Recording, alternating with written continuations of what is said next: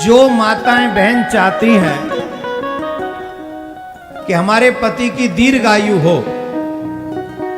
उन्हें कुछ श्रृंगारों का त्याग कभी नहीं करना चाहिए। ध्यान से सुने माताएं बहन, सौभाग्यवती माताएं बहन, इस बात को ध्यान से सुने। कभी भी सुहाग की इन चीजों का त्याग कभी नहीं करना चाहिए। इसमें हल्दी का प्रयोग कहीं ना कहीं देवियों को अपने अंग में करते रहना चाहिए, चाहे तिलक ही लगाएं। रोली का भी प्रयोग नित्य करना चाहिए।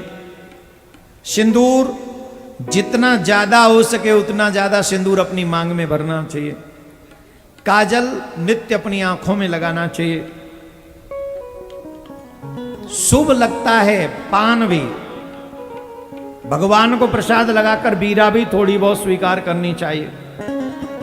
मंगल सूत्र हमेशा धारण करना चाहिए। चोटी हमेशा गूंथते रहना चाहिए। कान के आभूषण, नाक के आभूषण, कभी भी नाक को और कान को बिना आभूषणों के नहीं रखना चाहिए। अपने केसों को नित्य संवारना चाहिए, चोटी बनानी चाहिए। बाल खुले नहीं रखने चाहिए। आजकल बाल खुलने का फैशन चल रहा है। बिना विवाह में जब जाएंगी तो काली ड्रेस, बाल खुले, ऐसा लगता है जैसे नाग लोक से दिव्य नाग ने यहां पर पदार्पण हो रहा है विवाह में।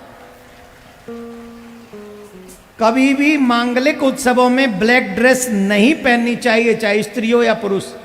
आप किसी के विवाह में अगर ब्लैक कपड़े पहन के जा रहे हैं तो एक तरीके से ब्लैक झंडा दिखा रहे हैं उसे। कभी भी नहीं, नो ब्लैक ड्रेस। और ऑलमोस्ट देखो भाई भी कोट ब्लैक ही पहन के जाते हैं शादियों में, ब्लैक ब्लू दोनों ही वर्जित। दूसरे, बाल खुले कभी भी करके किसी के उत्सव में, पूजा में, मंदिर में नहीं जाना चाहिए। चोटी गूंथ के रखनी चाहिए। केसों को संवारना चाहिए।